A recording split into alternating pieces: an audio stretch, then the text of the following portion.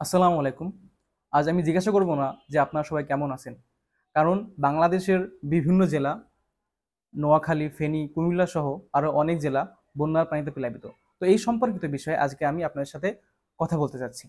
তো বাংলাদেশে বর্তমান আহ, বাংলাদেশ ওয়াটার ডেভেলপমেন্ট বোর্ড এর তথ্য অনুযায়ী বাংলাদেশে 960টি নদী আছে।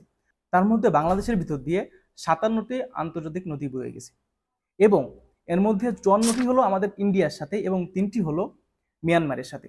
ইন্ডিয়ার সাথে যে 54টি নদী রয়েছে তার মধ্যে ম্যাক্সিমাম নদীগুলো তারা বাঁধ দিয়ে রেখেছে, ড্যাম দিয়ে রেখেছে। এটা তো অবশ্যই আমাদের বাংলা মানুষের অনেক উপকার হয়, কারণ বন্ধু রাষ্ট্র তারা আমাদের কখনোই ক্ষতি করতে চায় না। কি কি উপকার করে এই সম্পর্কে আমরা আজকে বিস্তারিত জানব।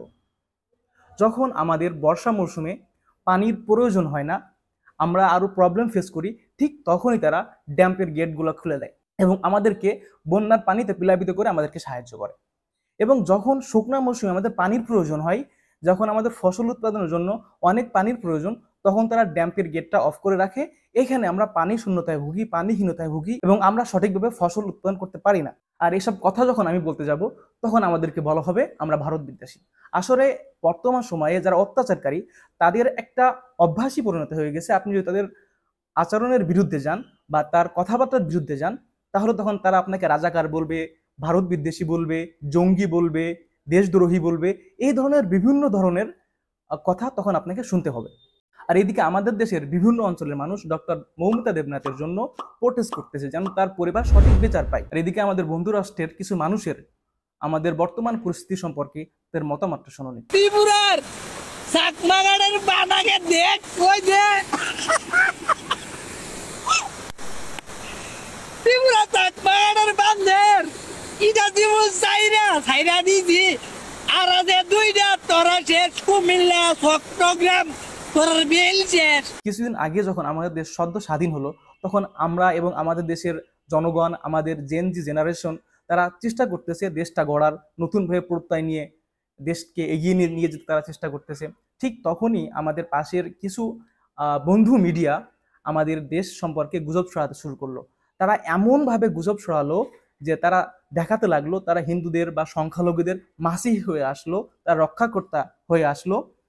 বাংলাদেশের বিভিন্ন অঞ্চলে স্ক্রিপ্টেড ভিডিও হলো এবং তারা শাহবাগে এবং বিভিন্ন অঞ্চলে প্রোটেস্ট করলো। যখন তাদেরকে জিজ্ঞাসা করা হলো যে তোমাদের বাসা কোথায়, ঠিকানা কোথায়, তখন তারা নিজেদের ঠিকানাটাই ভুলে গেল। কিছুদিন আগে যেসব মিডিয়াগুলো গলা উচ্চে কথা বললো, সংখ্যালঘুদের রক্ষা কবচ হয়ে আসলো, তারা এখন কোথায়? তারা এখন কথা বলতেছে না নাকি? তারা যখন বাঁধের গেটটা খুলে দিয়েছিল তখন বলে দিয়েছে কোনো সংখ্যালঘুদের ঘরে যাবা না, তাদের উপাসনালয়ে যাবা না। আর আমি একটা জিনিস বুঝি না, বাংলাদেশের যৌথ নদী কমিশন তারা কি করে? তারা কিভাবে জানতে পারলো না যে বাঁধের গেট খুলে দেওয়া হচ্ছে? তাদের কাছে কোনো ইনফরমেশন কেন আসলো না? ইন্ডিয়া আমাদের এমন একটি বন্ধু যে বর্ষা মৌসুমিতে পানি দিয়ে সাহায্য করে, শুকনা মৌসুমিতে পানি না দিয়ে সাহায্য করে এবং লাস্ট 17 থেকে 18 বছর স্বৈরশাসক প্রতিষ্ঠার দ্বারা আমাদেরকে সাহায্য করে এবং তাকেই তাদের দেশে আশ্রয় প্রদান করে সাহায্য করে।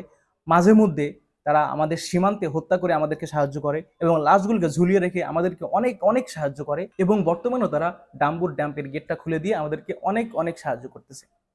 তো পরিশেষে আমি একটা কথাই বলতে চাই যে আমি ইন্ডিয়া বিদ্বেষী না, ইন্ডিয়া লোকের বিদ্বেষী না, আমি ইন্ডিয়ার কূটনৈতিক নীতির বিদ্বেষী, তাদের রাজনৈতিক নীতির বিদ্বেষী।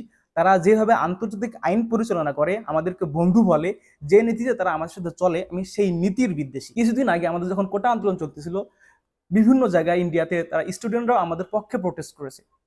তো আমি একটাই বলতে চাই, যখন দুটো দ্বিপাক্ষিক রাষ্ট্র একসাথে চলতে চায়, বন্ধু হয়, তখন সেখানে দুটা দেশের স্বার্থ থাকে। এখানে কিন্তু নিঃস্বার্থভাবে কাজ হয় না। এটা মানুষ না যে আপনাকে নিঃস্বার্থভাবে ভালোবেসে যাবে। এটা দেশ, এখানে দুই দেশেরই স্বার্থ থাকবে, এখানে নিঃস্বার্থ ভালোবাসা হয় না।